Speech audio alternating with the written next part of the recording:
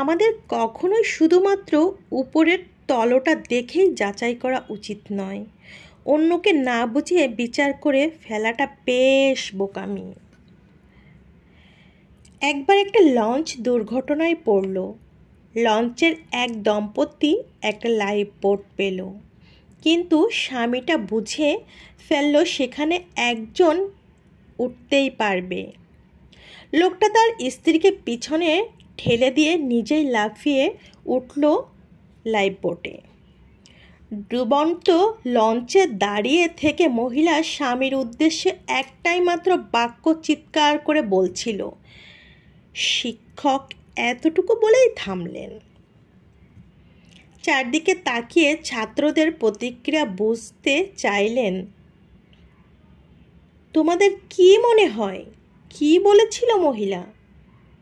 তুমি একটা ইতর, কিভাবে পারলে এটা তুমি করতে আমার সাথে? আমি কি না অন্ধ ছিলাম? অধিকাংশ ছাত্ররা এ ধরনেরই জবাব দিল। শিক্ষক খেয়াল করলেন একটা ছেলে পুরোটা সময় ধরে চুপ করে আছে। তার মতামত জানতে চাইলে বলল, স্যার, আমার বিশ্বাস মহিলাটা বলেছিল আমাদের বাচ্চাটার যত্ন নিও, ওকে দেখে রেখো। আশ্চর্যিত হয়ে শিক্ষক জিজ্ঞাসা করলেন, তুমি এই গল্প আগে শুনেছ, তাই না? ছেলেটা মাথা নেড়ে জবাব দিল, আমার মা অসুখে মারা যাওয়ার পূর্ব মুহূর্তে আমার বাবাকে একথাই বলেছিল। শিক্ষক একমত হলেন, তুমি ঠিক। শিক্ষক আবার বলা শুরু করলেন। লঞ্চটা ডুবে গেল এবং বাড়ি ফিরে লোকটা একাকী মেয়েকে যত্ন করে বড় করল। লোকটা মারা যাওয়ার বেশ কয়েক বছর পরে তাদের কন্যা বাবার একটা ডায়েরি পেল।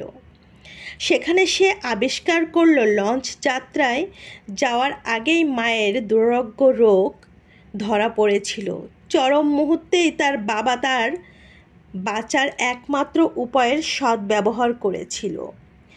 ডায়েরিতে তার বাবা লিখেছিল, আমারও তোমার সাথে সাগরের তলে ডুবে যেতে ইচ্ছা হচ্ছিল, কিন্তু শুধু মেয়ের কথা ভেবে তোমাকে একাই সাগরের তলে চিরদিনের জন্য ছেড়ে আসতে হলো। গল্প শেষ হলো। ক্লাস একদম চুপ। শিক্ষক বুঝলেন ছাত্ররা গল্পের শিক্ষাটা ধরতে পেরেছে।